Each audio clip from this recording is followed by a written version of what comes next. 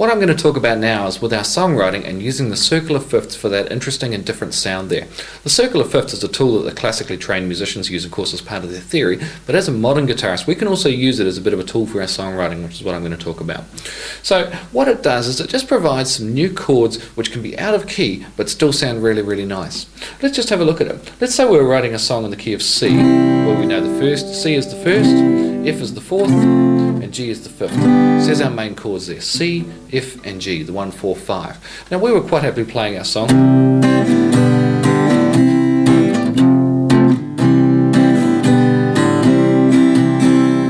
And we had our verse and we had our chorus just based around those three chords, no problems at all. Now we come to the part where we need that bridge, and for the bridge we need a different sound. So let's say we struggled through the 1, 4, 5 and couldn't find that different sound. This is when we might turn to the circle of fifths and try and get something out of it. So we had our verse and chorus. C, G, C, then F, the 1, 4, 5 type thing. Now we're ready for the bridge. So let's just have a look at the circle of fifths, see where the C is and go one note back to the left from the C, and you'll see that we've got an F or a B flat. So let's zap back a couple and go to the B flat. Then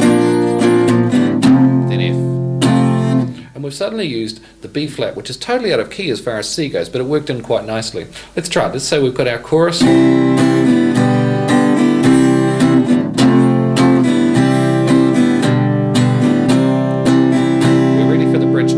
Verse, we've done chorus, we've done verse, we've done chorus, we've got our intro and everything in there, and now we need that bridge section. Let's just try a B flat chord.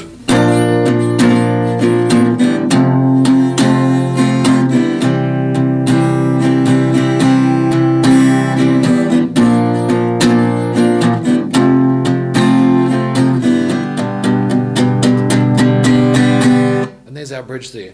B flat to F to C, B flat to F to G. So all we did was use the 1, 4, 5 of the C, but we threw in the B flat chord just for a different tone. After we'd finished that bridge, F chord, and then the G chord with a build-up strum,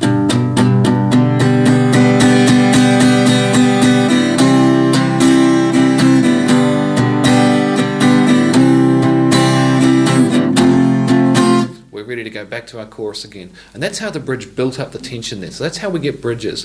So the circle of fifths is one way to do bridges. The other way to do a bridge, of course, is to turn to the relative minor. You can switch keys to the relative minor of the major, and that works effectively as well to get a bridge. The other thing you could do is go from C major to C minor. Have you ready for the bridge now? So we switch to C minor.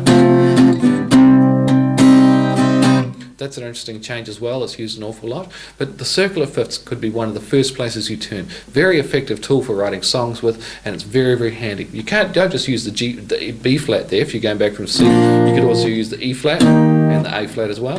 So we could make a really nifty bridge.